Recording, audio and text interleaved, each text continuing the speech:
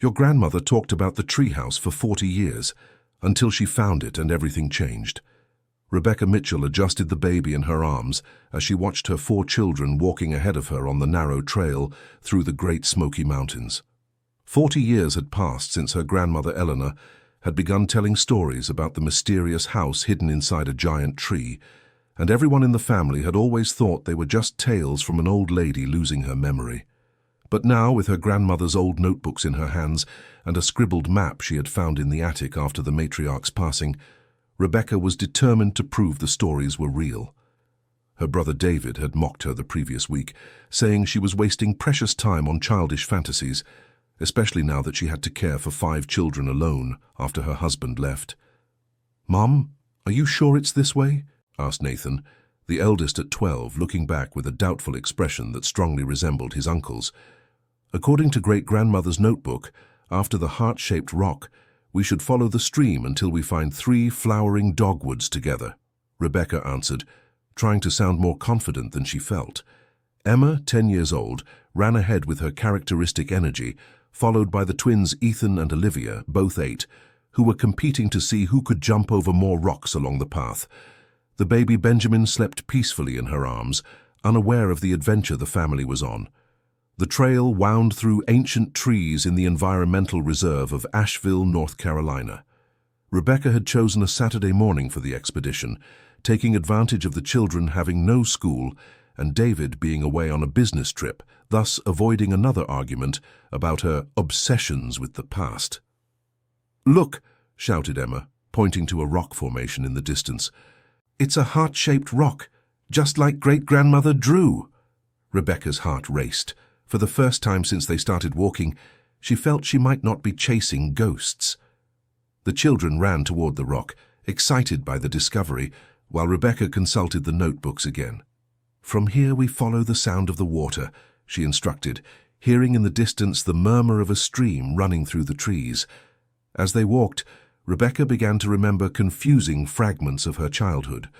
There was something familiar about this place, as if she had been there before, but the memories were too vague to be sure. Her grandmother always said Rebecca was special, that she had a unique connection with nature, but she never understood what that meant.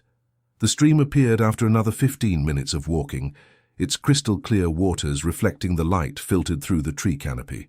The children were delighted, taking off their shoes to dip their feet in the cold water, but Rebecca kept her eyes fixed on the surrounding vegetation, searching for the 3 dogwoods that should be flowering this time of year.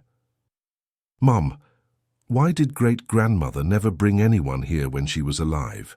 asked Olivia, always the more observant of the twins. "I don't know, sweetie. Maybe she was saving it for the right moment," Rebecca replied, though that question had intrigued her for weeks. It was Ethan who spotted the 3 golden maple trees first, their golden flowers forming a kind of natural portal in the forest. The children ran toward the trees, shouting with joy, while Rebecca felt a strange mix of anxiety and anticipation. "Now what do we do?" asked Nathan, consulting the map over his mother's shoulder. Rebecca studied her grandmother's notes. The shaky handwriting indicated, "After the dogwoods, follow the trail of the blue butterflies to the mother tree. She will know you." "Trail of the blue butterflies?" Emma laughed. Great-grandmother really was fantasizing. But at that moment, as if the universe were conspiring in Rebecca's favor, a small blue butterfly landed on the girl's shoulder. Then another and another, forming a line of blue dots heading into the forest. The children fell silent, impressed by the coincidence. Even Nathan, always skeptical, seemed momentarily convinced that something special was happening.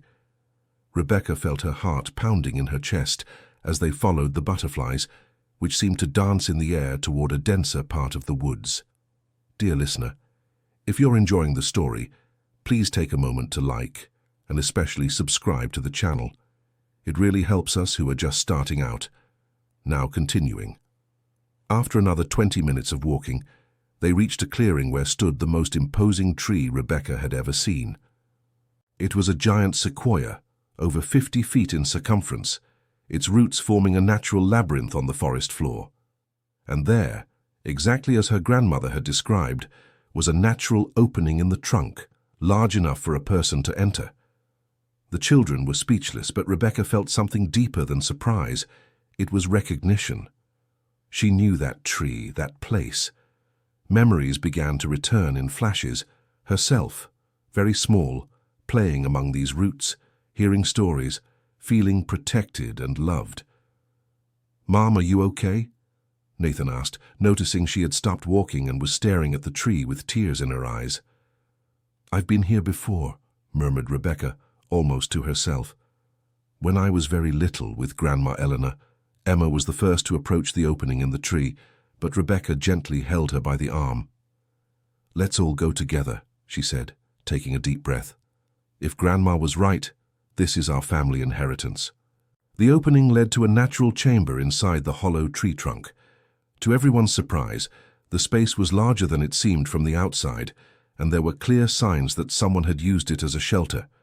A small shelf carved into the wood, some old utensils, and even more surprising, 3 metal boxes carefully wrapped in waxed cloth. "Someone is taking care of this place," observed Nathan, pointing to dry leaves that had recently been swept into a corner. Rebecca felt a chill. Who else knew the tree's location? The footprints in the soft soil around the entrance were recent, no more than a few days old. Someone came here regularly. "Should we open the boxes?" asked Olivia, her eyes shining with curiosity. Rebecca hesitated. Part of her wanted to investigate immediately, but another part felt they were intruding on something sacred. The boxes were covered in symbols she recognized from her grandmother's notebooks, but couldn't decipher. "First, let's look around," she decided. "If someone cares for this place, we don't want to disturb anything without permission." It was Emma who found the locket. It was half buried in the soft earth near the tree's roots, exactly where her grandmother's notes indicated the place of the first gift. The small silver pendant was blackened with age, but a crest could still be seen engraved. 2 intertwined trees with the initials E.M. and T.M. "Eleanor Mitchell and Thomas Mitchell," Rebecca whispered, recognizing her grandparents' names. This locket belonged to Grandma. The object unleashed a flood of memories that had been blocked for decades.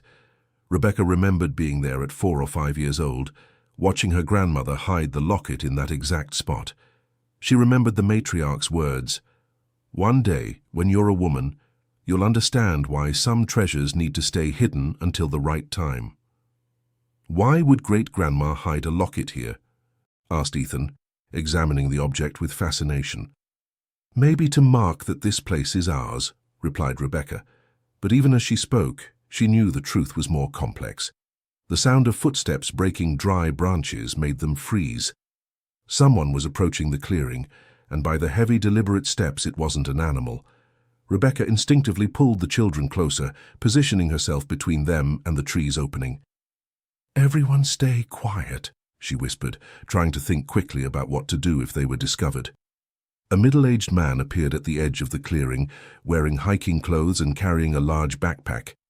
He stopped upon seeing the family, his expression changing from surprise to something Rebecca couldn't fully interpret. "Sorry, I didn't know there were visitors," said the man, but his voice carried a tension that didn't match the apology. "This is a restricted access area." "Restricted?" Rebecca responded, trying to stay calm. "We didn't see any signs indicating that." The man moved a little closer, and Rebecca noticed his eyes fix on the metal boxes visible in the tree's opening.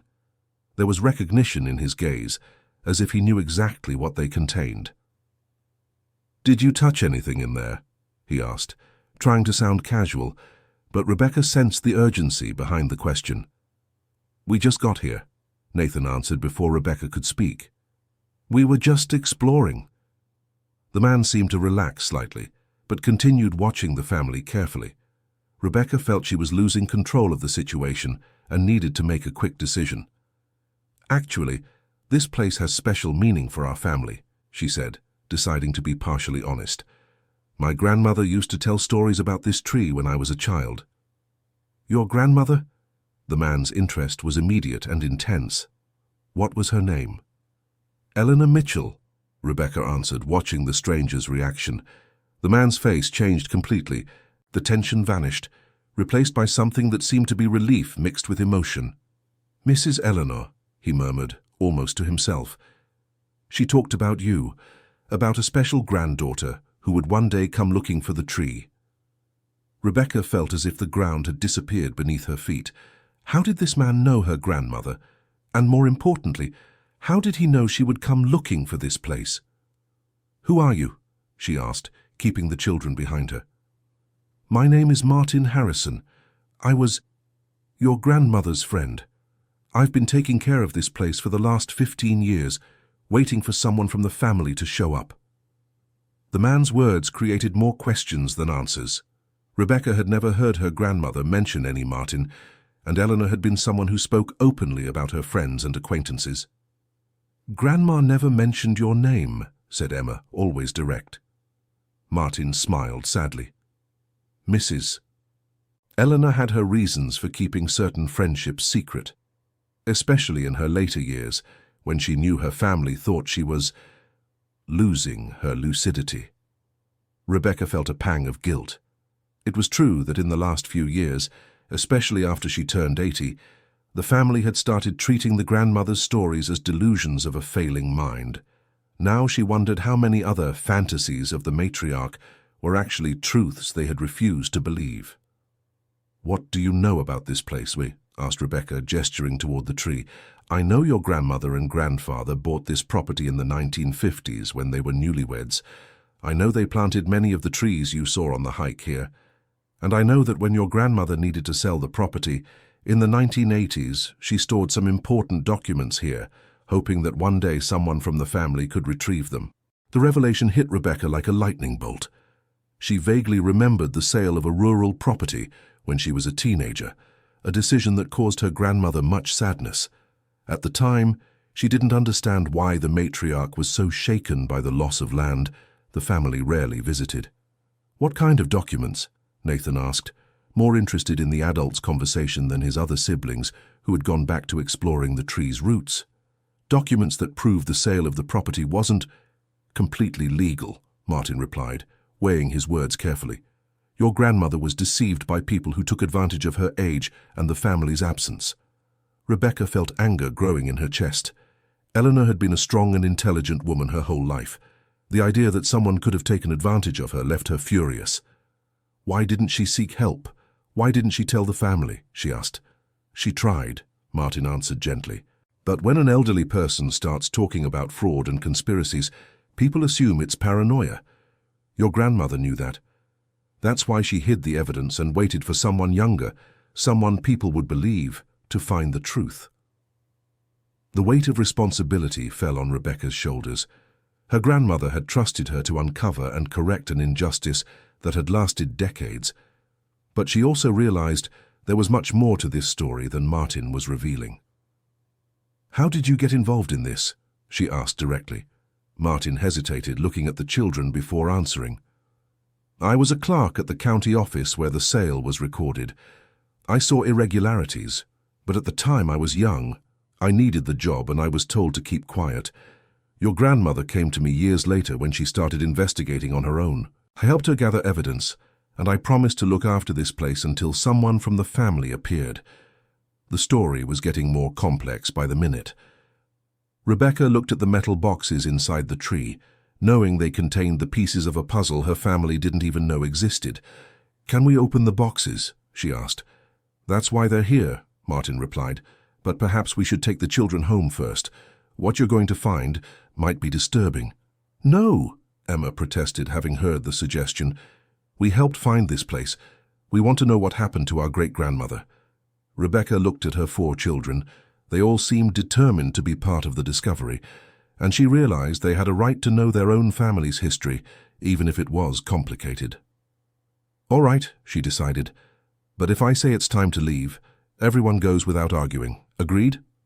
The children agreed enthusiastically, and Martin nodded with approval. "Your grandmother would be proud to see you including the next generation in the search for truth." The first box contained legal documents, deeds, certificates, official correspondence, and a series of black and white photographs showing the property as it was decades ago. Rebecca recognized her young grandparents in several of the photos, working the land, building fences, planting trees. "It was a large property," observed Nathan, studying an old map. Much bigger than I imagined. 150 acres, confirmed Martin. Your grandmother and grandfather spent 20 years turning raw land into a small, prosperous farm. They raised cattle, grew coffee, had a huge vegetable garden. It was their dream to leave it to their children and grandchildren. The second box revealed the source of Eleanor's grievance: fraudulent contracts, forged signatures, and a series of letters from an unscrupulous attorney who convinced the grandmother that the property had documentation problems and needed to be sold quickly to avoid being confiscated by the government. She was completely deceived, Rebecca murmured, reading the letters with growing indignation. They sold the property for a third of its real value. And the worst part, added Martin, is that the buyers were straw men for a larger company that wanted the land for real estate speculation. Nowadays, the property is worth at least 100 times what her grandmother received at the time. Olivia, who was flipping through the photographs, suddenly exclaimed, "Look, great-grandmother is pregnant in this photo." Rebecca took the photograph and felt her heart tighten. It was Eleanor, young and radiant, with her hand on her rounded belly, standing next to Thomas in front of the giant tree where they were now. "This photo was taken when your grandmother was pregnant with your father," Martin explained gently. "They planted this tree to celebrate the pregnancy. It was their tradition to plant a tree for each child that was born. Dear listener, if you're enjoying the story, please take a moment to like and especially subscribe to the channel. It really helps us who are just starting out. Now continuing." Rebecca looked around the clearing with new eyes, realizing for the first time that there were several young trees scattered throughout the area, each planted in a specific pattern. Her grandmother had created a memorial garden for the family, a place where every birth was celebrated with new plant life. "That's why she always said this place was special," Rebecca whispered, finally understanding. "It was more than a property. It was the heart of our family." The third box contained the most precious treasure: love letters between Eleanor and Thomas written over 50 years of marriage. There was also a diary where Eleanor documented not only family events, but her hopes and fears about the property's future. In an entry from 1985, a few months before the forced sale, she wrote, "Thomas, my love, if you could see what is happening, your heart would be broken like mine. They are pressuring me to sell our land, saying it's the only way to protect our family from legal trouble. I know it's a lie, but I have no way to prove it. I am hiding the real documents in our special tree, hoping that someday Rebecca or one of the other grandchildren will be clever enough to find the truth and reclaim what is ours." Rebecca had to stop reading, tears blurring her vision. Her grandmother had carried the weight of this injustice alone for decades, protecting the family from pain while secretly planning a way to restore their legacy. "Now I understand why she always insisted I was special," Rebecca said to Martin. "She was preparing me for this moment." "She believed you had the determination needed to fight for justice," Martin confirmed, "and the patience to wait for the right time." But the discovery of the boxes brought a new complication. If the sale of the property had been fraudulent, it meant the land technically still belonged to the Mitchell family, but it also meant that someone very powerful had illegally benefited from the fraud and would not be happy to see the truth revealed. "What happens now?" asked Nathan, always practical. "Can we recover the property?"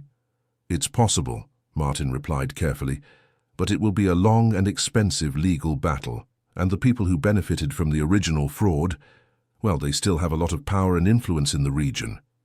As if his words were an omen, the sound of vehicles approaching the clearing broke up the conversation. The noise of engines and gates slamming indicated it wasn't just a casual visitor. "Quick," whispered Martin, looking genuinely alarmed. "Put the documents back in the boxes and help me close them." "Why?" Rebecca asked, but was already following the instructions, propelled by the tone of urgency in the man's voice. "Because I recognize the sound of those cars," he replied, closing the last box. "And if I'm right, our family conversation just got a lot more complicated." 3 men emerged from the trail, wearing expensive suits that seemed out of place in the forest setting. The leader, a burly man in his 50s, swept the clearing with his eyes before fixing his gaze on Martin. "Harrison," the man said, his voice carrying authority and threat in equal measure. I thought we had talked about unauthorized visitors in this area. Mr. Thompson, Martin answered, trying to maintain a respectful tone, this family has historical rights to this land. They aren't doing anything wrong. Historical rights? The man laughed, but there was no humor in his expression. This property was legally acquired over 40 years ago. There are no historical rights here. Rebecca felt anger bubbling in her chest. This had to be one of the beneficiaries of the fraud against her grandmother, and his arrogance confirmed her suspicions about the kind of person who would take advantage of vulnerable seniors.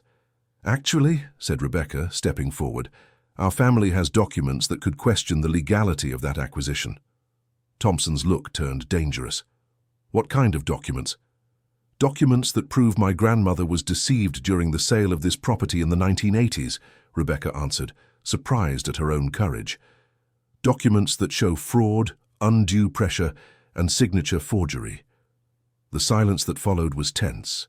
The other two men shifted slightly, positioning themselves to block the exits from the clearing. Rebecca realized she had made a mistake by revealing so much about what they had discovered. Interesting, said Thompson finally. And where would these supposedly incriminating documents be? In a safe place, Rebecca lied, hoping her voice sounded more confident than she felt.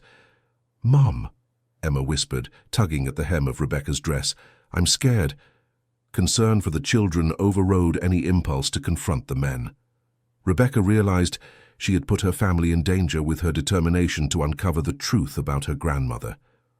Look, said Thompson, adopting a falsely friendly tone, I understand you have emotional connections to this place, but let's be practical. This land is now worth millions. If you truly have documents that could cause legal complications, I am prepared to discuss appropriate compensation for the family. Compensation? Rebecca repeated, incredulous. Are you trying to bribe us?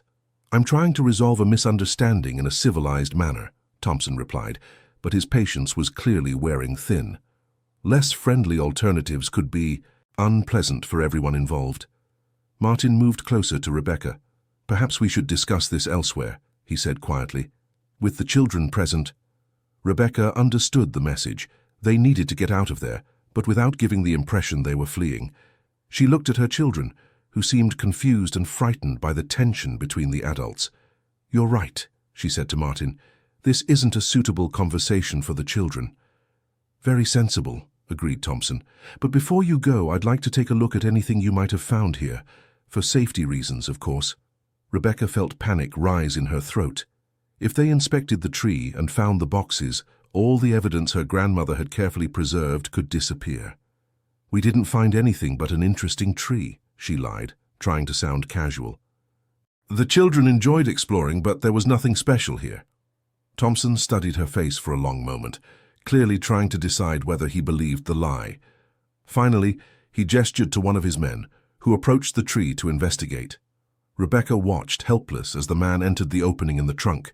Her heart was beating so hard, she was sure everyone could hear it. If he found the boxes... There's nothing here, sir, the man reported, emerging from the tree. Just an empty space. Rebecca nearly collapsed with relief, but then she noticed Martin was avoiding her gaze. Somehow, he had managed to hide the boxes before the men arrived. But where? Excellent, said Thompson, looking satisfied. Then there's no misunderstanding. This is private property, and I expect you to respect that in the future. Of course, Rebecca managed to reply. We were just doing some ecological tourism with the children. Ecological tourism, Thompson repeated, as if testing the taste of the words. Well, there are many other beautiful places in the area for that kind of activity. Places that don't require special permissions. The veiled threat was clear. They were not welcome to return, and attempts to do so could result in unpleasant consequences.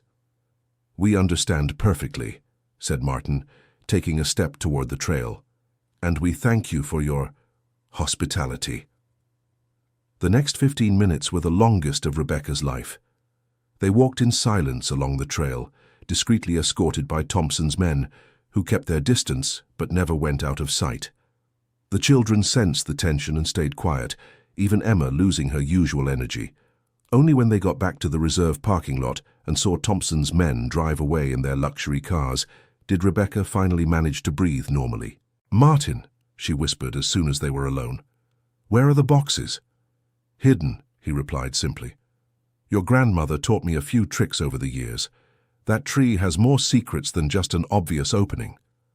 "Are we going back?" asked Nathan, who had followed the whole conversation.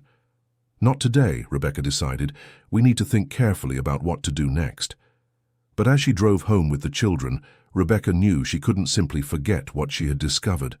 Her grandmother had trusted her to seek justice, and the encounter with Thompson only confirmed that the fraud had been real and that powerful people were still benefiting from it. That night, after the children went to sleep, Rebecca stayed up rereading the few pages of her grandmother's diary she had managed to memorize. One entry in particular caught her attention. "The boy Martin from the records office is the only person I can trust. He saw the truth and had the courage to help me, even risking his own job. If my family ever needs an ally, he will be the first to offer help." Rebecca realized her grandmother had been far more shrewd than anyone in the family had imagined.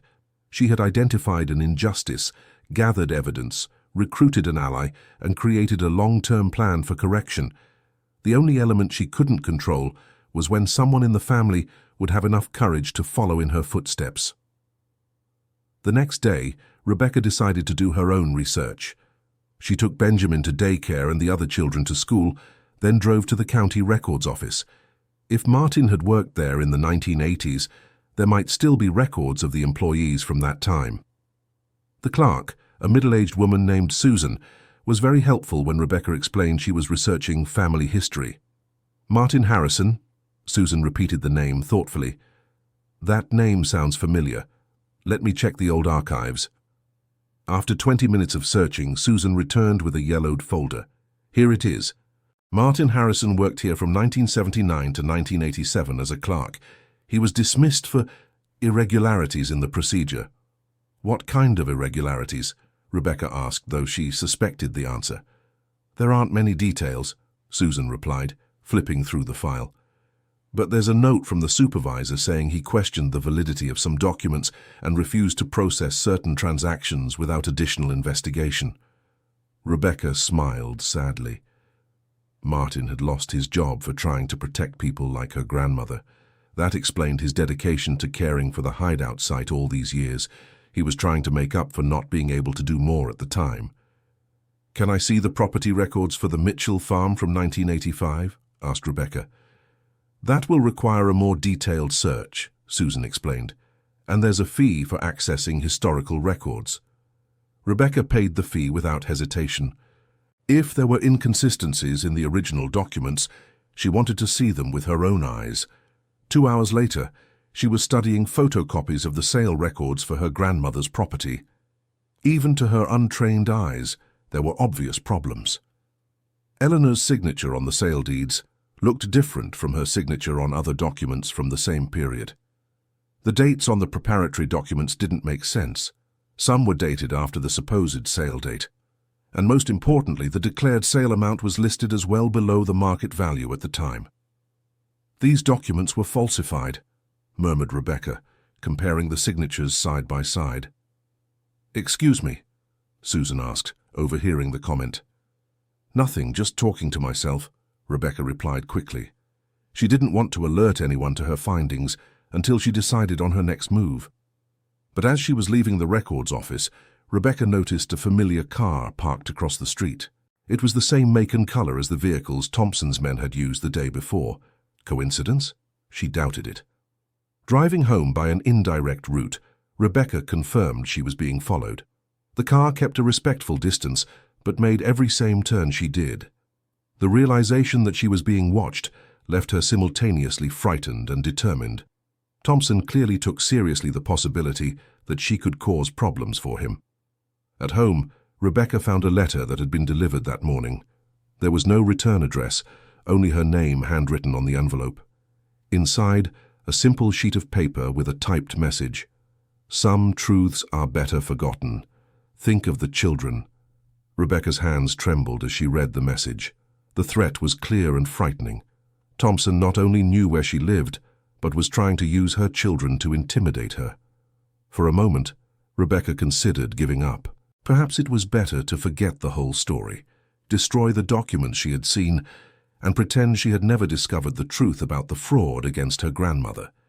It would be the safe path, the one that would protect her family from possible retaliation. But then she remembered Eleanor's tears whenever the subject of the lost property came up.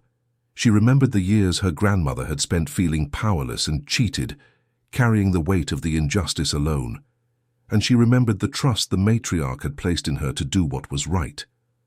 Rebecca picked up the phone and dialed the number Martin had given her the day before. "Martin, it's Rebecca. We need to meet. And this time, I need to bring my brother David." Dear listener, if you're enjoying the story, please take a moment to like and especially subscribe to the channel. It really helps us who are just starting out. Now continuing. The meeting was set for the following afternoon at a discreet cafe in downtown Asheville. Rebecca had told David everything the night before, showing him the photocopies of the records office documents and the threat letter. To her surprise, her brother didn't ridicule her or accuse her of paranoia. "I always knew there was something strange about the sale of that property," confessed David. "Grandma became completely different after that, sadder, more distrustful, but I thought it was just because she was getting older." "Why did you never tell me this?" Rebecca asked. "Because at the time I was focused on starting my career, on building my own life. I didn't want to get involved in the older family's problems," David admitted with a tone of guilt. "Now I realize I was selfish." Martin arrived at the cafe promptly, but he wasn't alone. An elderly woman accompanied him, someone Rebecca didn't recognize. "This is Dorothy Carter," Martin explained, introducing the woman. "She was your grandmother's neighbor for 40 years and witnessed some of the events that led to the forced sale of the property." Dorothy was a small, determined woman with sharp eyes that seemed to miss nothing. She studied Rebecca and David for a moment before speaking. "You have Eleanor's look," she said finally. "Determination mixed with kindness. She always said her grandchildren would do what was right when the time came." "What did you see at the time of the sale?" Rebecca asked. "I saw men in suits showing up at the property several times in the weeks before the sale," Dorothy recalled. "Eleanor would get very agitated after those visits. Once I heard shouting coming from her house, as if she were arguing with someone. When I asked if everything was okay, she said they were trying to force her to sell the land, but she didn't want to." "Why did she give in then?" David asked. "Threats," Dorothy answered simply. "They said if she didn't sell voluntarily, they would find a way to take the property through the courts. They claimed there were problems with the original documentation, that the family could lose everything and still be left with huge legal debts." Rebecca felt the familiar anger bubbling up again. Her grandmother had been the victim of a systematic campaign of intimidation and fraud. "Would you testify about this in court?" she asked. "Of course," Dorothy replied without hesitation. "Eleanor was my friend. She didn't deserve what they did to her." Martin leaned forward. "There's more. In the last 15 years, since I started caring for the hiding spot in the tree, I've done some investigating of my own. I discovered that the company that bought your grandmother's property did the same thing to at least 6 other families in the region during the 1980s.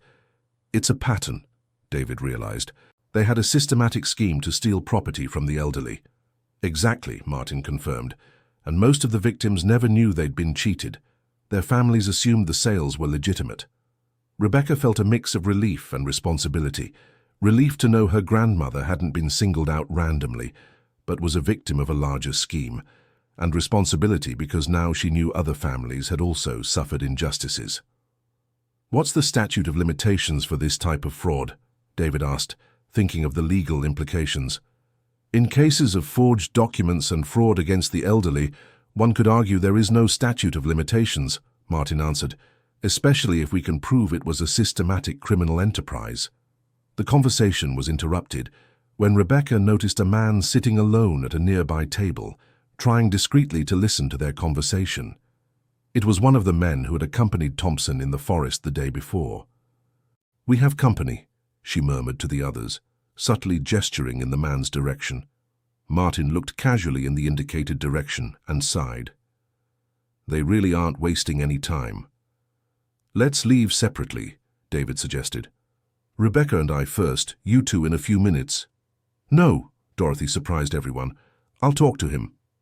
Before anyone could stop her, the elderly woman stood up and walked directly to the spy's table.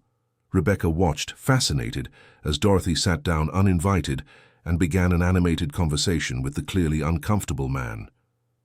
She has more courage than all of us combined, Rebecca murmured admiringly.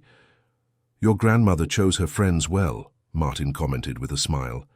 Taking advantage of the distraction created by Dorothy, the other three managed to leave the cafe without being followed. They arranged to meet again in 2 days, this time at Dorothy's house, where they could talk with more privacy. On the way home, Rebecca and David discussed their options. Finding a lawyer would be the next logical step, but that would also mean making their investigation public, which could result in more pressure from Thompson and his associates. Maybe we should first gather more evidence, David suggested. If there really are other families who were victims of the same scheme, their stories could strengthen our case. And how are we going to find them? Rebecca asked. Martin said he investigated other properties. He must have names and details, David replied.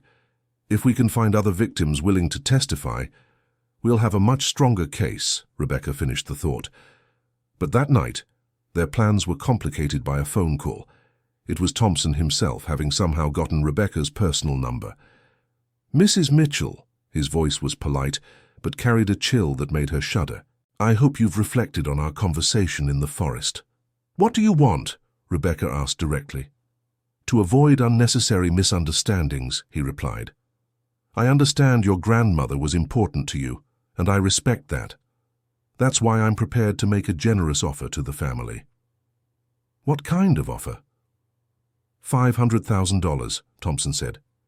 In exchange for any documentation related to the property that your family might possess, and a commitment that you will not pursue investigations into past transactions. The amount was significant, especially for Rebecca, who was struggling financially as a single mother, but she also knew that if Thompson was offering so much money, the original property was worth far more. And if I refuse? She asked. There was a long pause before Thompson answered. I hope that won't be necessary. Legal battles are expensive and stressful, especially for families with young children. It would be a shame if your quest for justice resulted in more difficulties for your children. The veiled threat was clear. Rebecca felt fear growing in her stomach, but also an even greater determination. Thompson was revealing how much he had to lose, and that confirmed she was on the right track. I need time to think, she finally said. Of course, Thompson replied, his voice returning to its falsely friendly tone. But not too much time. Offers like this have a limited lifespan. After hanging up the phone, Rebecca sat in the dark of her kitchen, thinking $500,000 would solve many of her immediate financial problems. She could give her children a better life, maybe even buy a house of their own. But she also knew that accepting the money would mean betraying the trust her grandmother had placed in her. It would mean allowing an injustice to continue without consequences, and for other families to never know they had also been victims. Rebecca picked up one of the photographs of her grandmother she kept in the living room. It was a picture of Eleanor in her later years, but with a gaze still determined and intelligent. Looking at that familiar face, Rebecca felt as if her grandmother were there, waiting to see what choice she would make. I won't let you down, Grandma, she whispered to the photograph. No matter what happens, I will get the justice you deserve. The next day, Rebecca called Thompson and declined his offer. His reaction was immediate and cold. An unfortunate decision, he said. I hope you don't regret it. I won't regret doing what's right, Rebecca replied before hanging up. 2 hours later, David called in a panic. Rebecca, there are men at my company asking questions about me, saying they're private investigators checking my financial reliability for a potential client. They're trying to pressure us, Rebecca realized, attacking our livelihood. It's working, David admitted. My boss is asking what kind of problems I have that would justify an investigation. Rebecca realized Thompson was escalating his intimidation tactics. He clearly had resources and connections that allowed him to pressure the family from multiple directions at once. But instead of backing down, the escalation only convinced Rebecca she was dealing with genuinely dangerous people who needed to be stopped. She called Martin and scheduled an emergency meeting. This time they met at Dorothy's house, a modest but well-kept home in the mountains of Asheville. The elderly woman's house offered more privacy than public places, and Dorothy had prepared a full afternoon tea for the occasion. "Thompson is increasing the pressure," Rebecca reported what had happened to David. "This is both good and bad," Martin observed. "Bad because it shows he's willing to use more aggressive tactics. Good because it shows he's desperate." "Why desperate?" David asked. "Because men like Thompson only resort to intimidation when legal methods don't work," Dorothy explained. "If he could resolve this through the courts or legally, he would have already. The fact he's using pressure means he knows he's vulnerable." Martin opened a folder he had brought with him. "I've spent the last 2 days investigating more deeply. I found records of 7 families who sold properties to the same company in the 1980s, all under suspicious circumstances." Rebecca examined the documents. Each case showed the same pattern. Families owning land for decades, suddenly confronted with claims of legal problems requiring immediate sale, sales made for values well below market price, and documentation with obvious irregularities. "Were you able to contact any of these families?" she asked. "2, Martin answered. "One family, the Andersons, still lives in the region. They lost a 200-acre property in 1984. The other family, the Petersons, moved to Charlotte after losing their farm, but I got their phone number." "Do they know they were victims of fraud?" David asked. "The Andersons have suspected for years, but never had evidence. The Petersons, well, they became very bitter about the whole situation. It might be hard to convince them to get involved in an investigation." Rebecca studied the names and addresses Martin had gathered. Each family represented an injustice similar to what her grandmother had suffered, a lifetime of work stolen by unscrupulous people. "We'll visit them," she decided. "If we can show there's a pattern, that these weren't isolated cases, maybe they'll agree to help us." "That could be dangerous," Dorothy warned. "If Thompson finds out you're contacting other victims—" "He's already threatening us anyway," Rebecca replied.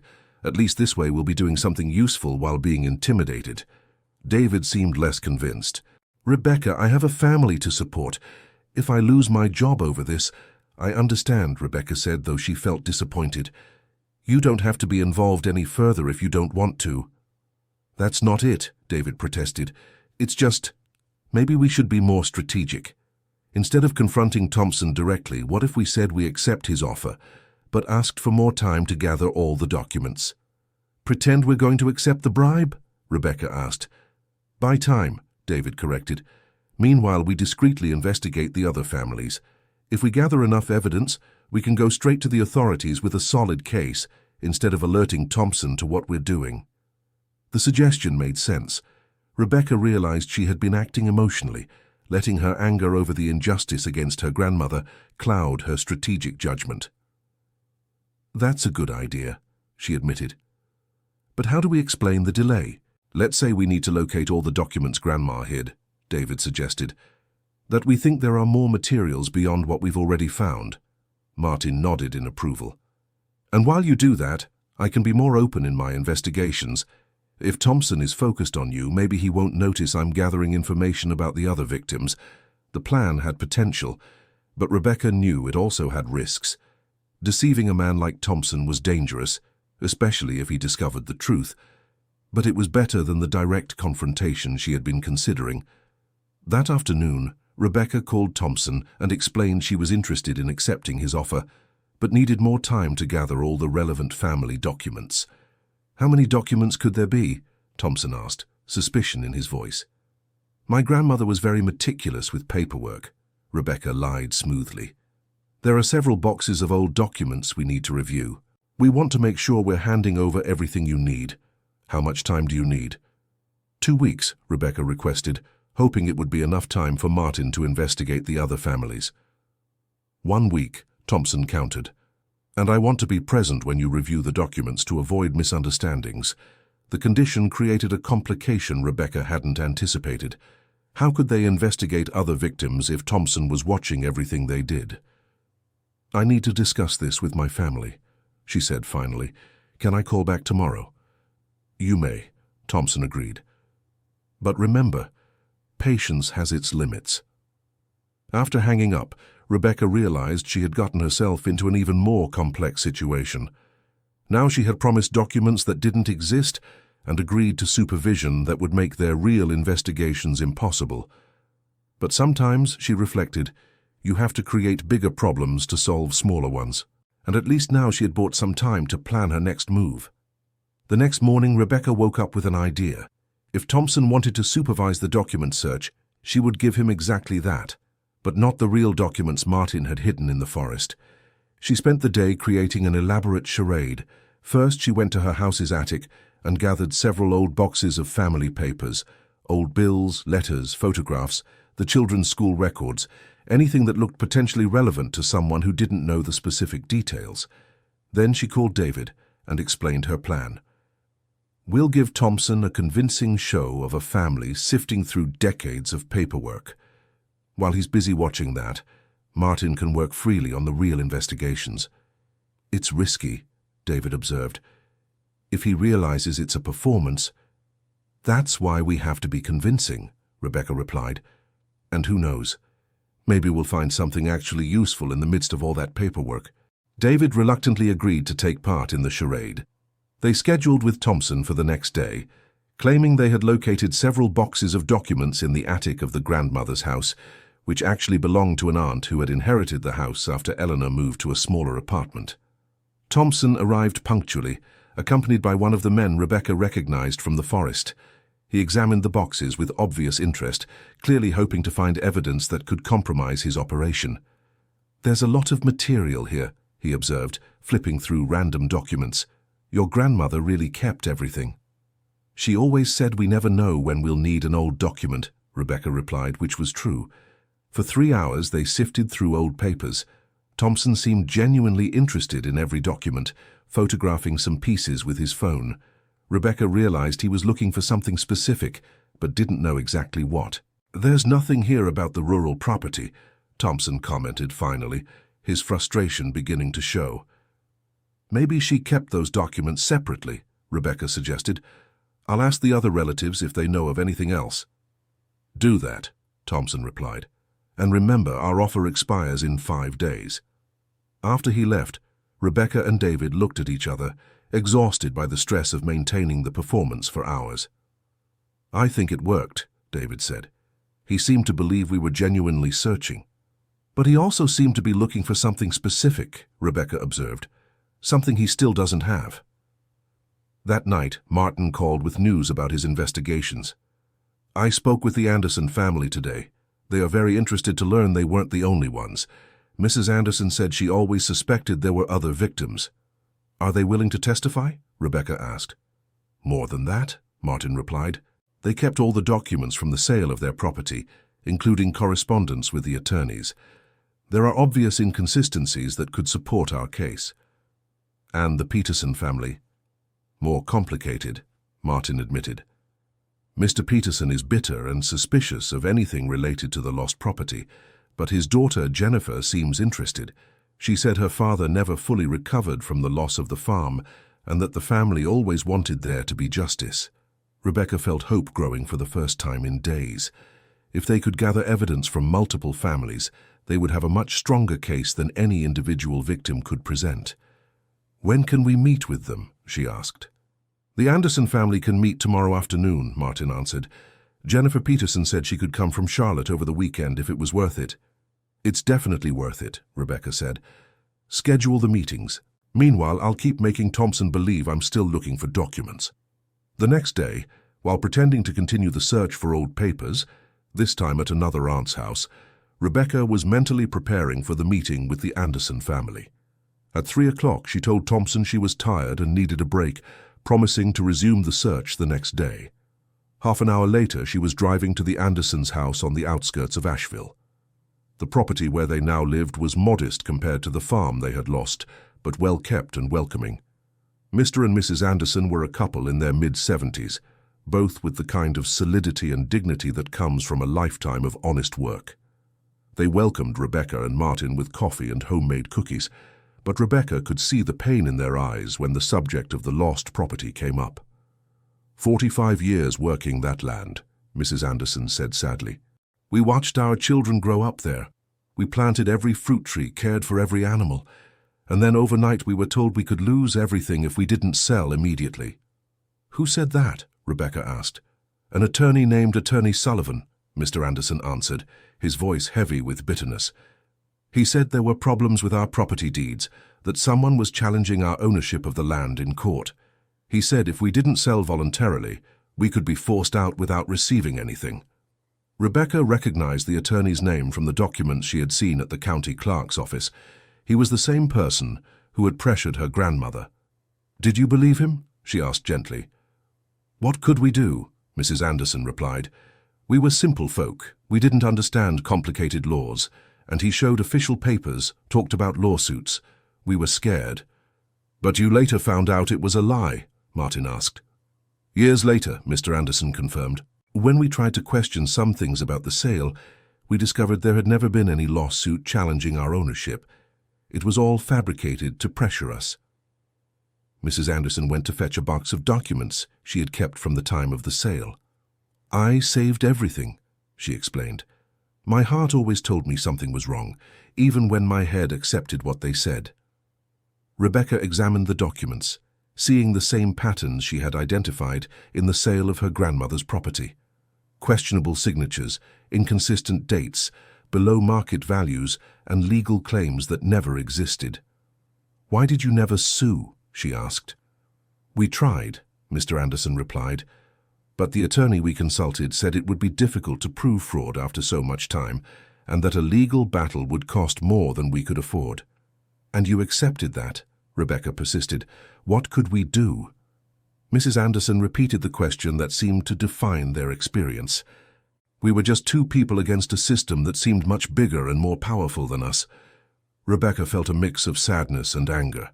Another family had been victims of the same injustice as her grandmother, and like Eleanor, they had been forced to accept a situation they knew was wrong.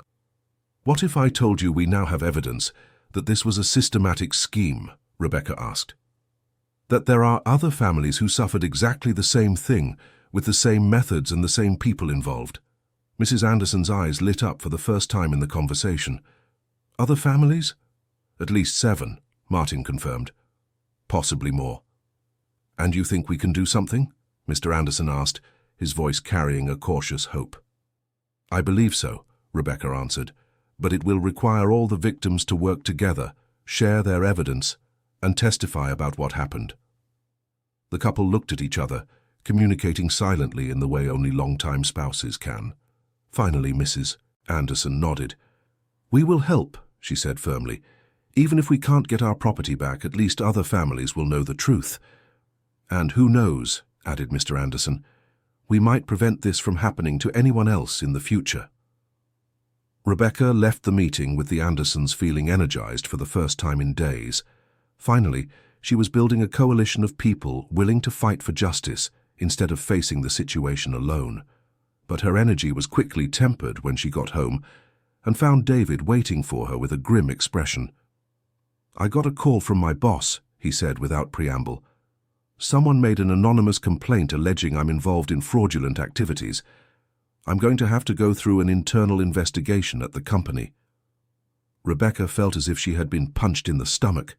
Thompson was escalating his intimidation tactics, now directly attacking David's livelihood. "What are you going to do?" she asked. "I don't know," David admitted. "My boss made it clear that if there's any evidence of impropriety, even if it's not work-related, I could be fired." "David, I'm so sorry," Rebecca said, feeling guilty for having involved her brother in the situation. "It's not your fault," David replied, but his voice carried tension. "But Rebecca, I have to think of my family. If I lose this job—" "I understand," Rebecca said quickly. "You don't need to be involved anymore. I'll continue alone." "No," David surprised her. "Actually, this has convinced me even more that we have to stop Thompson. He's showing exactly the kind of person he is, the kind who destroys lives to protect his interests." The determination in David's voice surprised Rebecca. She had expected the threats to his job would make him back down, but it seemed to have had the opposite effect. "Are you sure?" she asked. "I'm sure," David confirmed. "But now, we know he's truly desperate. That means we have to be even more careful. That night, Rebecca lay awake planning her next steps. The meeting with the Anderson family had shown it was possible to gather other victims, but Thompson's escalating threats showed that time was running out. She needed to speed up her investigations before he discovered what she was really doing. Over the weekend, Jennifer Peterson arrived from Charlotte as promised. She was a woman in her 40s, a trained attorney who had built a solid career in the big city. Unlike the Andersons, she had the legal knowledge and resources to fully understand what had happened to her family. "I always knew my father was swindled," Jennifer said directly. "He was never the same after losing the farm. He died 5 years ago, still bitter about the whole situation." "Why did you never investigate?" Rebecca asked. "I was too young at the time, freshly graduated, focused on establishing my career," Jennifer explained. "When I finally had enough experience and resources to do something, I thought it was too late. But if there are other families involved, if we can show a pattern—" "That's exactly what we're trying to do," Martin confirmed. Jennifer examined the documents they had gathered from the Mitchell and Anderson families, her legal experience allowing her to identify irregularities the others had missed. "This is much more than individual fraud," she said after an hour of studying the papers. "It's a systematic criminal enterprise. If we can get enough evidence, we can sue not just for property recovery, but for damages and even criminal charges." "Criminal charges?" Rebecca repeated, surprised. "Conspiracy to commit fraud, document forgery, extortion. Several laws were broken here," Jennifer explained. "And if it involved corrupt public officials or registry office employees, as it seems to have, the penalties are even more severe." The prospect of criminal consequences for Thompson and his associates gave Rebecca a feeling of satisfaction, but also apprehension. If they were truly dealing with systematic criminal activity, the people involved would have much more to lose than just money. "What's our next step?" she asked. "We need more evidence," Jennifer replied. "Ideally, official records that show the pattern of fraudulent activity, and we need to identify everyone involved in the scheme, not just Thompson." "How do we do that?" "I have some contacts in the judiciary and the Bar Association," Jennifer said. "I can make some discreet inquiries about Attorney Sullivan and other names that appear in these documents, but it will take time, and we need to be very careful not to alert the wrong people." Rebecca realized she was facing a crucial choice. She could continue trying to deceive Thompson while they investigated discreetly, or she could reveal that she had discovered other victims and confront him with evidence of systematic criminal activity. "I think the time has come for us to stop pretending," she finally said. "Thompson already suspects we're doing more than just looking for old documents, and now that we know we're dealing with potentially criminal activities, perhaps it's time to involve the proper authorities." "I agree," said Jennifer, "but we have to be careful about which authorities we involve. If there's official corruption involved, we can't be sure who to trust." Martin, who had remained quiet for most of the conversation, finally spoke. "There's something else you need to know, something I discovered yesterday, but I wasn't sure if I should tell." Everyone turned to him, waiting. Attorney Sullivan, the lawyer who deceived all these families. "He was found deceased in his home 3 months ago," Martin revealed. "Officially, it was declared as natural due to age and health problems, but you don't believe that," Rebecca completed. "I think he knew too much and became a liability," Martin said carefully. "And if I'm right, that means the people we're dealing with are more dangerous than we imagined." The silence that followed was heavy. Rebecca felt as if the ground had vanished beneath her feet. What had started as a search for the truth about the injustice against her grandmother had turned into something much darker and more dangerous. "Perhaps we should reconsider," said David slowly.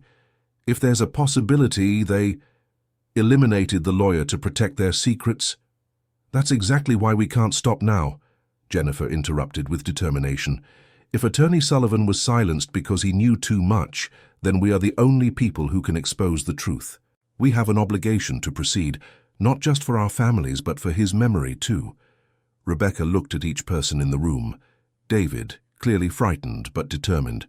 Martin, carrying years of guilt for not having acted sooner. Jennifer, energized by the possibility of finally getting justice for her father.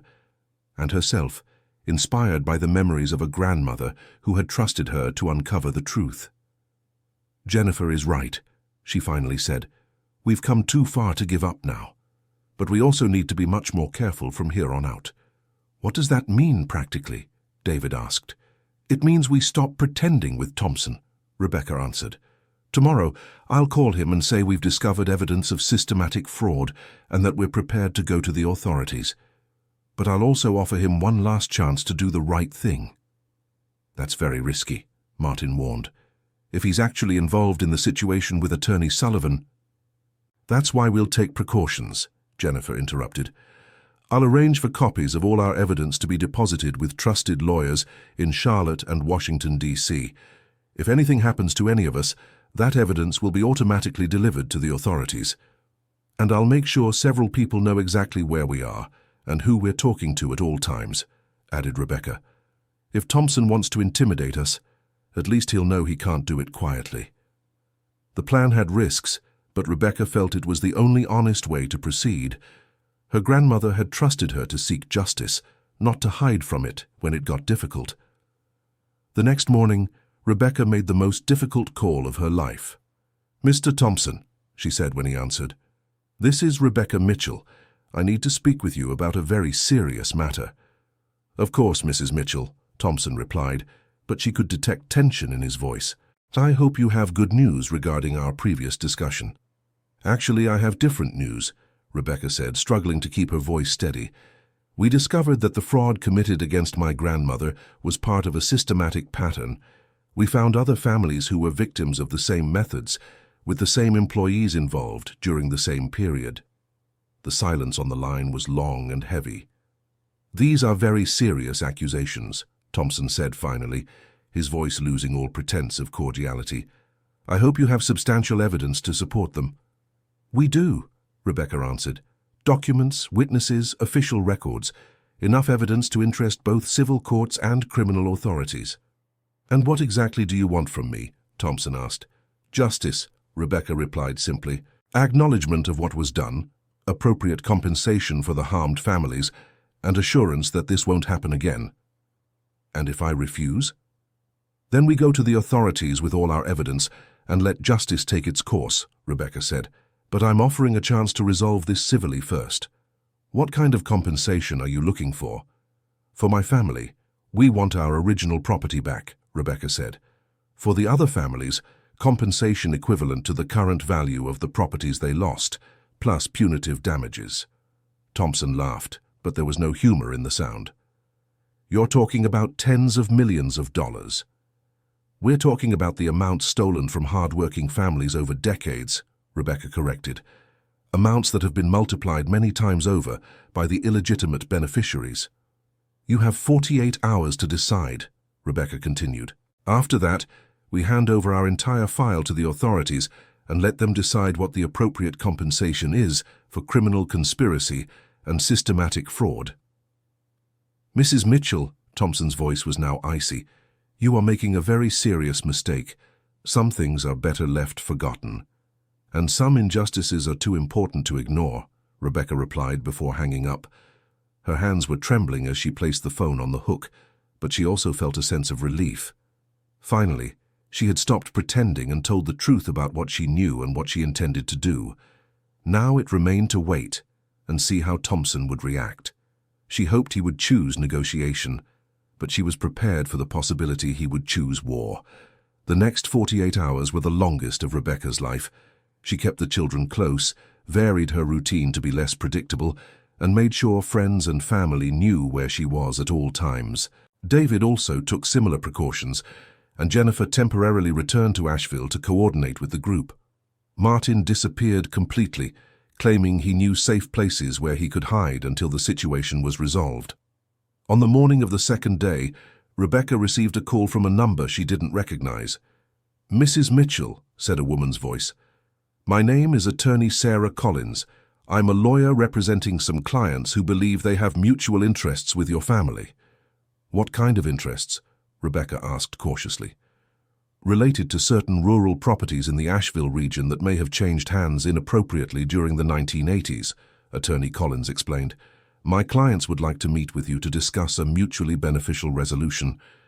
Rebecca realized this was Thompson's response to her ultimatum. Instead of negotiating directly, he had hired legal representation to try to control the situation. When and where, he asked. This afternoon at 2, at Attorney Richard Parker's office in downtown Asheville, Attorney Collins replied. Do you know the address? Rebecca didn't, but she got the information and promised to be there. After hanging up, she immediately called Jennifer, David, and tried to contact Martin, but he didn't answer. Is it a trap? David asked when they met for lunch before the meeting. Probably, Jennifer replied. But it could also be an opportunity.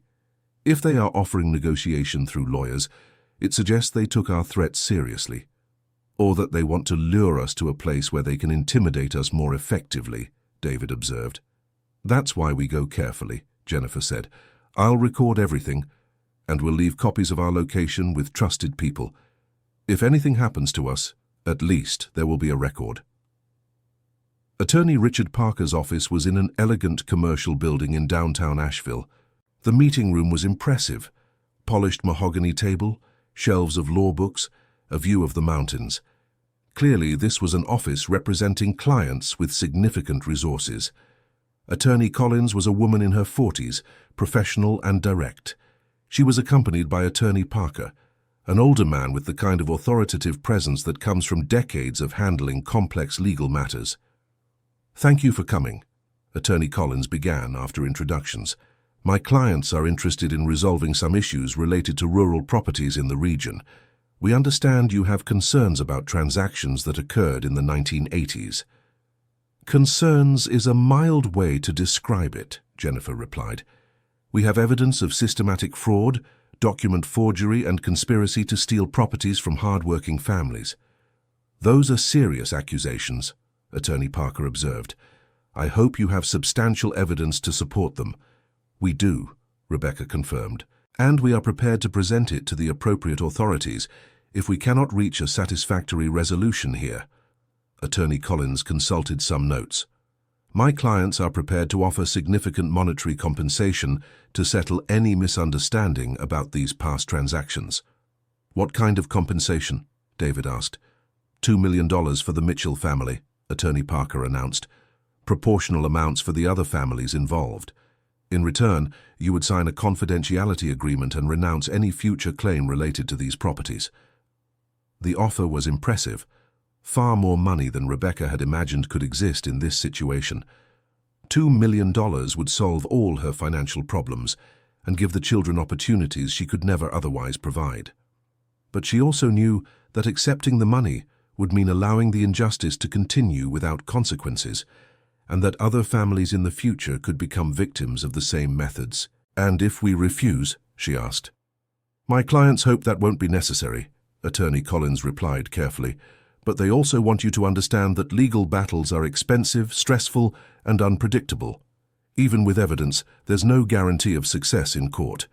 And there's always the possibility, added Attorney Parker, that investigations reveal embarrassing information for all parties involved. Rebecca realized the last sentence was a veiled threat.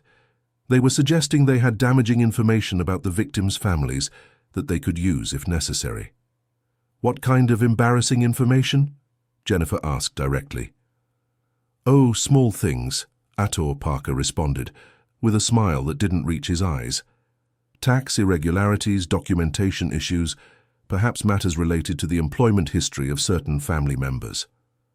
Rebecca felt her anger rise.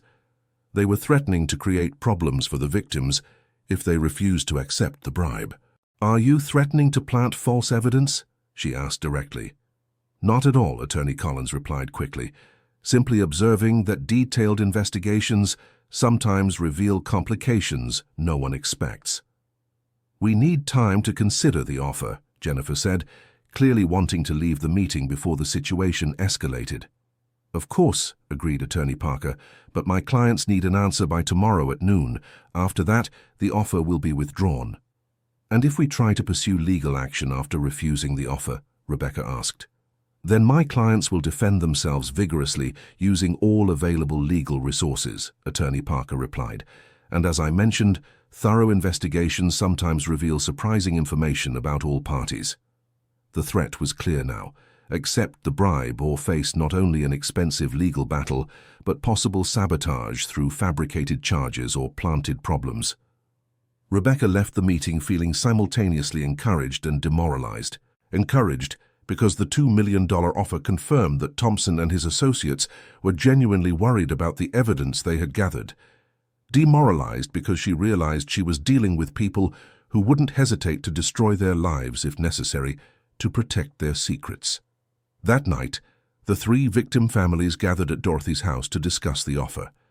The atmosphere was tense, with each family carefully weighing what $2 million, or proportional amounts, would mean for their lives against the cost of allowing the injustice to continue without consequences. $2 million is a lot of money, Mrs. Anderson said hesitantly. At our age, we could live comfortably for the rest of our lives. But it's not really about the money, is it? Jennifer observed. It's about whether we're going to allow people who built fortunes by stealing from working families to keep doing it without consequences. Easy for you to say, David replied, a bit defensively. You have an established career in Charlotte. Rebecca is raising 5 children alone. I could lose my job over this. For us, $2 million is life-changing. I understand, Jennifer said gently, and I'm not judging anyone who chooses to take the money, but we also have to consider what my grandmother would do in your place. Rebecca was quiet for most of the discussion, thinking about Jennifer's question. What would Eleanor do? Her grandmother had been a practical woman who always put her family's needs first, but she had also been a woman of principle who strongly believed in doing what was right. My grandmother carried the weight of this injustice alone for 40 years, she said finally. She could have simply accepted the loss and moved on, but instead, she gathered evidence and created a plan so justice could be done. If she wanted me to accept a bribe, she wouldn't have hidden documents in a tree hoping someone would find them. So you're refusing the offer? David asked. I am, Rebecca answered with certainty. But I can't speak for the other families. Each one has to decide for itself. We refuse too, Mr. Anderson surprised everyone. Mrs. Anderson and I talked on the way here. $2 million wouldn't give us back the 40 years we lost because of this fraud. But perhaps we can prevent other families from going through the same 40 years. Everyone turned to Jennifer, who was the only one who had not yet declared her position. As an attorney, I must note that you are refusing substantial compensation in favor of a legal battle that could last years and has no guarantee of success, she said. But as the daughter of a man who never recovered from having his property stolen, I am proud to be fighting alongside you. The decision was made. The next morning, Rebecca called Attorney Collins and informed her that all the families were refusing the offer. I'm sorry to hear that, Attorney Collins replied. My clients are disappointed, but they respect your decision. However, they want you to know they will vigorously defend themselves against any legal action. We expected that, Rebecca said, but we also want your clients to know we have substantial evidence of criminal activity, and we are prepared to present it to the appropriate authorities if necessary. Of course, that is your prerogative, Attorney Collins responded, but I hope you have carefully considered all possible consequences of such a course of action. The implicit threat was clear, but Rebecca no longer felt intimidated. Having made a decision based on principle rather than fear or greed had given her a sense of strength and clarity of purpose. What she did not expect was for the consequences to begin so quickly. The following afternoon, Rebecca was contacted by Emma's school principal. Mrs. Mitchell, I need to speak with you about some allegations that have been made about your family. What kind of allegations? Rebecca asked, though her heart was already sinking. Someone contacted our administration claiming there is an ongoing criminal investigation involving your family, the principal explained, clearly uncomfortable. They suggested Emma might be in an unstable home environment. Rebecca felt as if she had been struck by lightning. That is completely false. There is no criminal investigation involving our family. I certainly hope not, the principal replied. But we are required to investigate any allegation of potential danger to a child. You will need to meet with our social counselor tomorrow to discuss the situation." After hanging up, Rebecca immediately called Jennifer. "They're attacking through the children," she said, struggling to keep her voice steady. "They made a false report to the school's social services." "Sons of bitches," Jennifer swore. "It's exactly the kind of tactic I expected them to use. What can I do?" "First, document everything," Jennifer instructed. "Record any conversation you can. Keep written records of all interactions. Second, gather evidence of the children's well-being. Medical records, school reports, character witnesses." "And third?" Rebecca asked. "Third, we accelerate our timeline for going to the authorities," Jennifer answered. "If they're willing to use children as weapons, we can't wait any longer to expose them." That night, David called with similar news.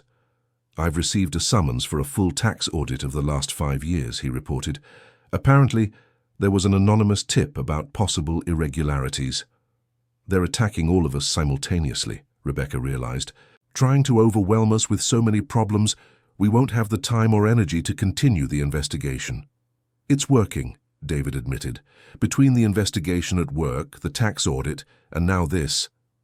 I don't know if I can continue, Rebecca." Rebecca felt a mix of understanding and despair. She couldn't blame David for wanting to give up when his life was being attacked from multiple directions. But she also knew that if she lost her allies, she would have no chance of seeking justice for her grandmother. "I understand if you need to step back," she said, "but please don't let them destroy you over something I started." "You didn't start this," David replied firmly. "Our grandmother did, 40 years ago when she decided to hide evidence of fraud in a tree. And Thompson and his associates did when they decided to steal properties from hard-working families. You're just trying to finish something they started." David's loyalty strengthened her, but Rebecca also realized she needed to drastically accelerate her plans. If Thompson was willing to use such aggressive tactics now, there was no telling how far he would go if he had more time to prepare. The next morning, instead of waiting to gather more evidence, Rebecca and Jennifer went directly to the district attorney's office with everything they had collected up to that point. The prosecutor who received them, District Attorney Michael Roberts, listened to their presentation with growing interest. "This is a complex case," he said, after examining the documents for an hour. "There is substantial evidence of irregularities, but there are also issues of jurisdiction and statute of limitations that need to be considered." "What's the next step?" Rebecca asked. "I will open a preliminary investigation," District Attorney Roberts answered. "This will allow me to formalize the collection of evidence and protect the victims from possible retaliation." "What kind of protections?" Jennifer asked. "I can issue restraining orders against anyone who tries to intimidate or harass the victims during the investigation," District Attorney Roberts explained. "And I can request that other agencies stop any investigation or audit initiated as retaliation." Rebecca felt relief for the first time in days. Finally, there was an official government representative involved who could offer protection against Thompson's tactics. "How long will the investigation take?" she asked. "That depends on what we find," District Attorney Roberts answered. "But based on what you've shown me, I'm prepared to prioritize this case.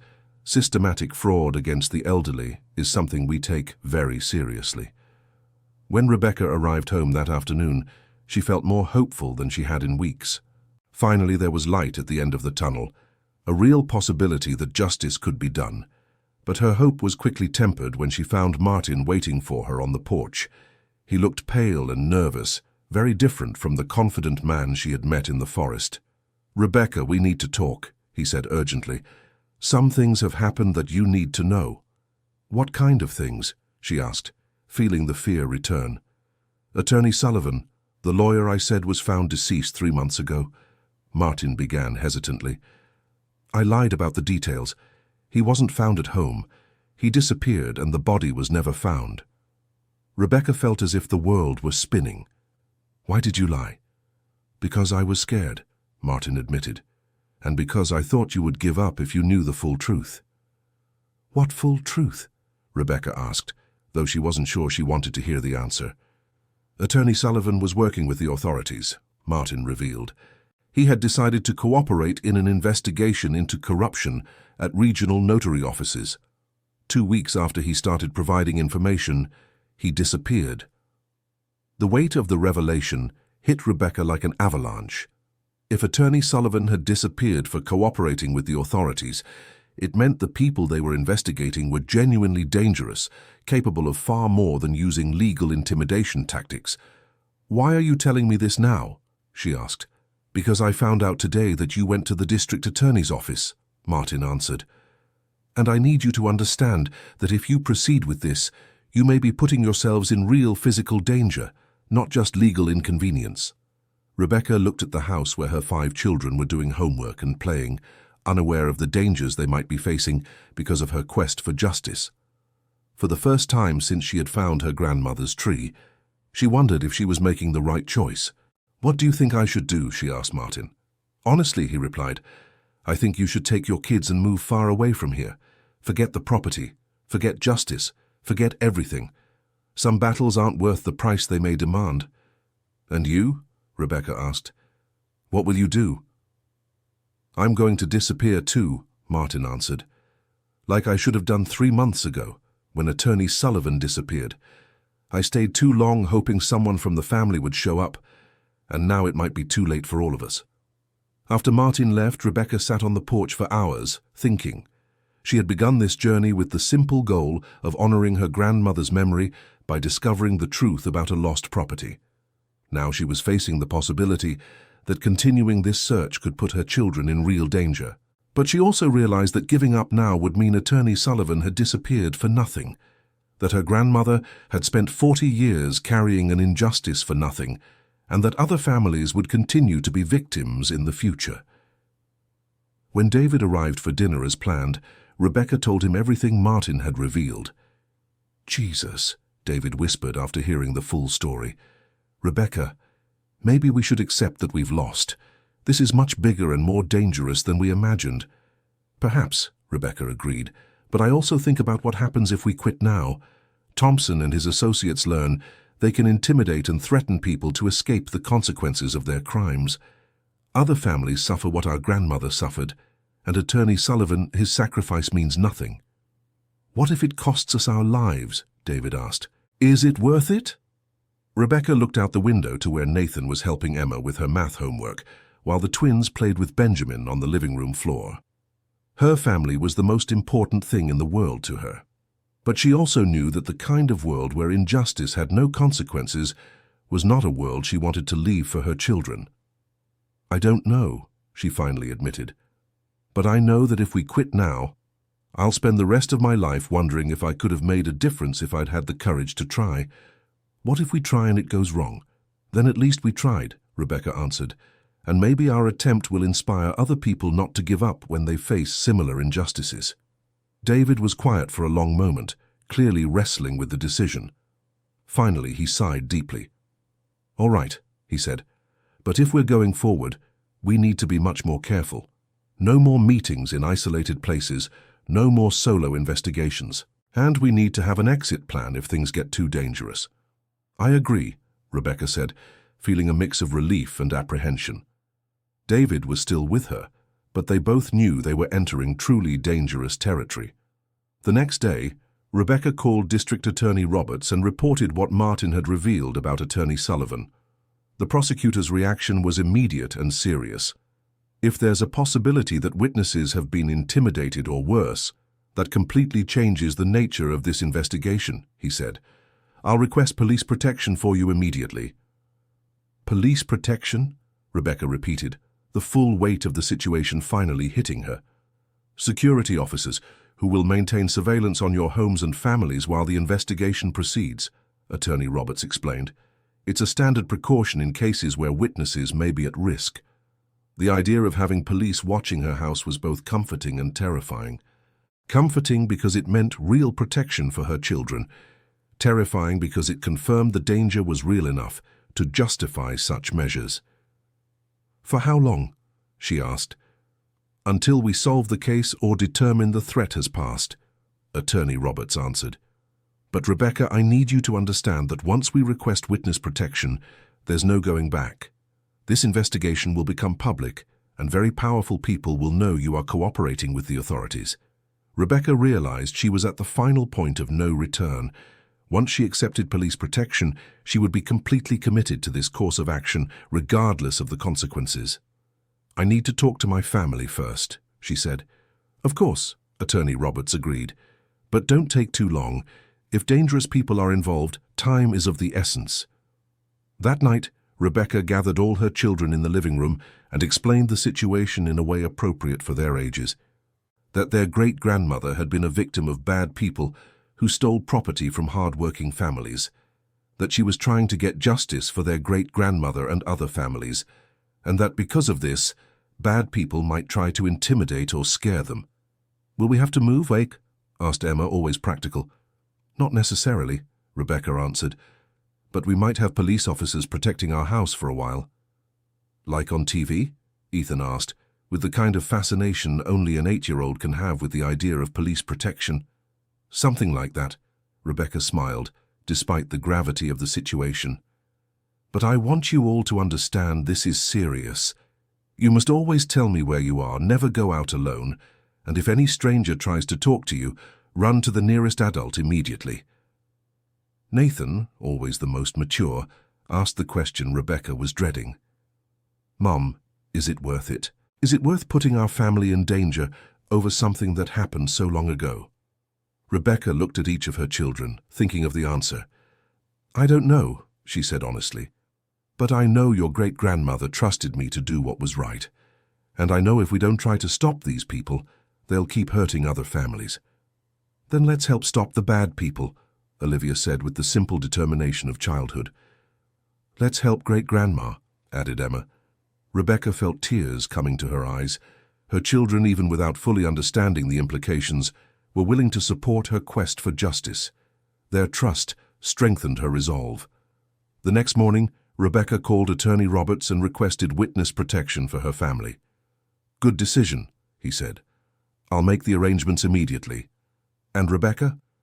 Now that we are fully committed to this investigation, there are a few things I need you to do." "Like what?" "First, I want you to take me to the tree where your grandmother hid the original documents. We need to recover that evidence officially. Second, I need you to introduce me to the other victim families so I can interview them formally. And third, I want to try to locate Martin Harrison if possible." "Martin disappeared," Rebecca informed him. "He said he was going into hiding until this was over." "Then we'll have to proceed without him for now," Attorney Roberts answered. "But his evidence and testimony are still valuable." 2 days later, Rebecca found herself guiding a small official caravan along the trail through the woods to her grandmother's tree. Attorney Almeida had brought 2 investigators and an evidence technician, all equipped with gear to properly document the site and recover the hidden documents. "Incredible," murmured Attorney Almeida when he saw the gigantic tree. "Your grandmother really chose an impressive hiding place." The evidence technician worked meticulously to locate and remove the boxes that Martin had hidden after the confrontation with Thompson. When they finally found them, Rebecca was impressed by the ingenuity of the hiding spot.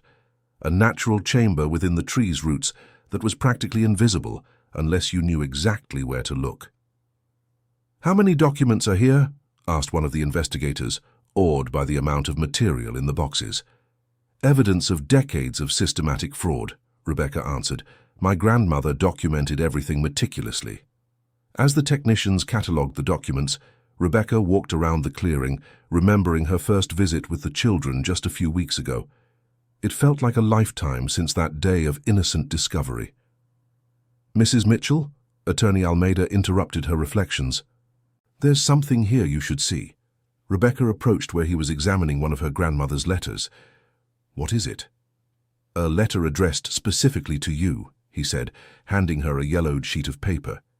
"Dated just 2 months before your grandmother's death." Rebecca took the letter with trembling hands and began to read the familiar handwriting of Eleanor. "My dearest Rebecca, if you are reading this, it means you have finally found the courage to seek the truth I hid in this special tree. I always knew it would be you. Of all my grandchildren, you always had the strongest heart and the clearest sense of justice. For 40 years, I carried the weight of knowing I was deceived, that our property was stolen through lies and threats. For 40 years I wondered if I should have fought harder, shouted louder, refused to accept what I knew was wrong. But I was just an elderly woman, and they were powerful men with lawyers and connections. No one would have believed me, and I was afraid of what they might do to the family if I made trouble. So I hid the evidence and waited. I waited for someone younger, stronger, braver than me to find this proof and do what I could not do. Rebecca, my dear, if you are reading this, it means you have decided to fight for justice, even knowing it would be difficult and dangerous. I am proud of you. But I also want you to know that you have no obligation to carry my burden if the price is too high. If you decide to proceed, remember this is not just about our family. There are other families who suffered the same injustice, and there will be more in the future if these crimes have no consequences. But if you decide the risk is too great, especially for your own children, I understand and forgive you. Whatever your choice, know that you were the light of my life, and I trust your wisdom to do what is right. With all my love and hope, Grandma Eleanor P.S. The tree is not just a hiding place, it is a symbol. Its roots are deep, its branches reach the sky, and it has remained strong through storms that would destroy smaller plants. Be like the tree, my dear. Be strong. Rebecca had to stop reading several times to wipe the tears from her eyes. Her grandmother had foreseen exactly this situation, the moment when Rebecca would have to choose between safety and justice, between personal protection and social responsibility. "It's a powerful letter," Attorney Almeida commented gently. "Your grandmother clearly knew you would face difficult choices." "She knew me better than I knew myself," Rebecca replied, carefully folding the letter. "And he gave me permission to back out if necessary, but also reminded me why this matters." "And what is your decision?" Attorney Roberts asked. Rebecca looked around the clearing, at the majestic tree that had protected her family's secrets for decades, at the investigators who were collecting evidence that could finally bring justice. She thought of her children at home, under police protection, of David grappling with investigations and retaliatory audits, of the Anderson and Peterson families who had decided to fight despite the risks. "My decision is that we've come too far to stop now," she said firmly. "But I want guarantees that my family will be protected no matter what happens to me." "You have my word," Attorney Roberts promised. "And Rebecca, your grandmother chose well when she trusted you.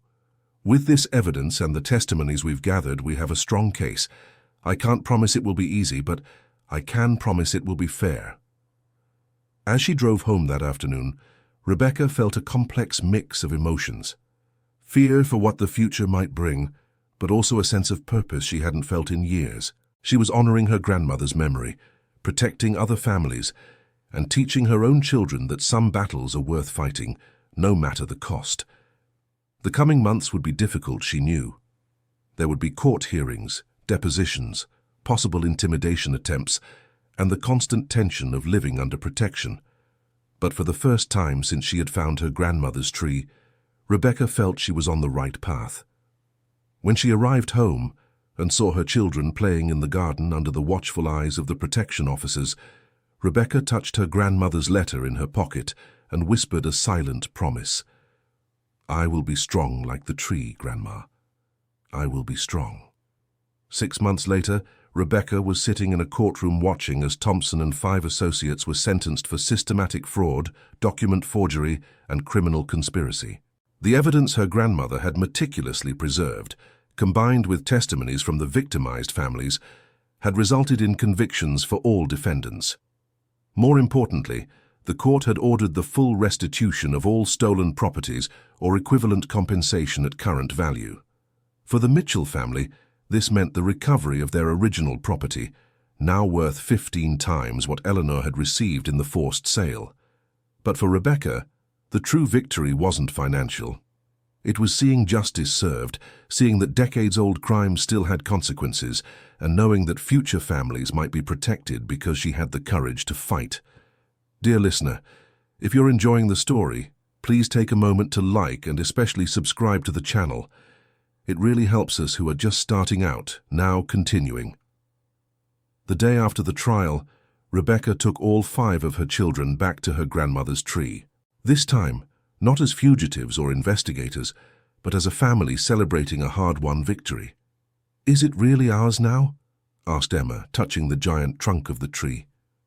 "It's ours," Rebecca confirmed. Thanks to a great-grandmother who was smart enough to hide the evidence and brave enough to trust that someone in the family would eventually do the right thing. Nathan, now 13 and much more mature after the events of the past months, asked a question that surprised Rebecca. "Mum, what are we going to do with the property? Are we going to build a house here?" Rebecca had thought about this for weeks. The property was large enough to build a beautiful house for the family, and the compensation value would be enough to do so comfortably. But she also knew there was a better use for that special land. "Actually," she said, "I have a different idea. What if we turn this into a memorial park? A place where families can come to celebrate their own stories and learn about the importance of fighting for justice." "How could Grandma's tree help other people?" Olivia asked. "Exactly," Rebecca answered. "We could create educational trails, spaces for family picnics, maybe even a small education center about senior citizens' rights and fraud protection." "And would the tree be at the center of it all?" Ethan asked. "The tree would be the heart," Rebecca confirmed. "A symbol that even when injustices are buried and forgotten, the truth has a way of finding the light if brave people are willing to look for it." The children loved the idea, and in the following months, the family worked with landscape architects and educators to create the Eleanor Mitchell Memorial Park. The park would be open to the public free of charge, funded by the family's compensation and by donations from other families who had been helped by the investigation. The grand opening took place on the first anniversary of the tree's discovery. Hundreds of people attended, including the Anderson and Peterson families, Attorney Roberts and, surprisingly, Martin Harrison, who had emerged from hiding after the convictions were finalized. "Mrs. Eleanor would be proud," Martin said to Rebecca, as they watched children from various families playing around the giant tree. "I think she knew," Rebecca replied. "I think she always knew this tree was too special to keep secret forever." During the opening ceremony, Rebecca gave a speech that was widely reported in the regional media. "This tree teaches us that justice is like nature. It can be suppressed for a time, it may seem to have died, but if its roots are deep and true, it always finds a way to grow toward the light. My grandmother planted the seeds of justice when she hid the truth in this tree. Now, 40 years later, we are harvesting the fruits of her patience and wisdom." But the speech that touched Rebecca the most was given by Emma, who had asked to speak on behalf of all the children in the family. "The great-grandmother we never met taught us that some things are too important to give up on, even when it gets hard or scary. She taught us that family isn't just about who is alive now, but about the people who came before us and trusted us to continue their stories. And she taught us that a single tree can change the world if the right people are willing to care for it." In the years that followed, the Eleanor Mitchell Memorial Park became a popular destination for families and schools in the region. The story of the tree and the Mitchell family's quest for justice was incorporated into the local school curriculum as a case study on senior citizens' rights and civic persistence. Rebecca often led visitors on tours of the property, telling the story of her grandmother and explaining how an injustice from decades ago was eventually corrected through patience, courage, and teamwork. But her favorite part of every tour was always the end, when she took people to the original tree and read the final entry in her grandmother's diary. "The secret to a life well lived is not avoiding all injustices, but having enough courage to fight the ones you can change, enough wisdom to accept the ones you cannot, and enough love to plant seeds of hope that may bloom long after you are gone." On a particularly beautiful spring afternoon, 5 years after the initial discovery of the tree, Rebecca was sitting on the giant roots watching Benjamin, now 6 years old, teaching a visiting child how to identify the different types of butterflies that lived in the clearing. The other children were scattered across the property, each involved in their own projects. Nathan was documenting tree species for a school project. Emma was leading a group of younger children on an educational treasure hunt, and the twins were helping with trail maintenance. Rebecca touched the rough bark of the tree and murmured a silent conversation with her grandmother. We did it, Grandma. We not only got justice, but we created something that will keep helping people for generations. Your tree became more than a hiding place. It became a symbol of hope. At that moment, a gentle breeze made the tree's leaves whisper, and Rebecca chose to believe it was her grandmother agreeing. The story of the Mitchell family and Eleanor's tree became local legend, but Rebecca always insisted it wasn't a story about extraordinary heroism. It was a story about ordinary people who refused to accept injustice when they had the power to change it. My grandmother wasn't a superhero, she often told visitors. She was just a woman who loved her family enough to make sure the truth survived, even when she couldn't. And we're not heroes. We're just people who decided to honor her trust, even when it got scary. End of story. And now, dear listeners, we have come to the end of this thrilling journey. The story of Rebecca and her family shows us that justice may take time to arrive, but when brave people come together to fight for what is right, miracles can happen. Did you enjoy following this adventure? Tell us in the comments which part moved you the most, and if you know similar stories of family perseverance. Leave a like to support our work and subscribe to the channel so you don't miss other touching stories like this one. Your interactions are essential for us to keep bringing quality content. Thank you so much for your company.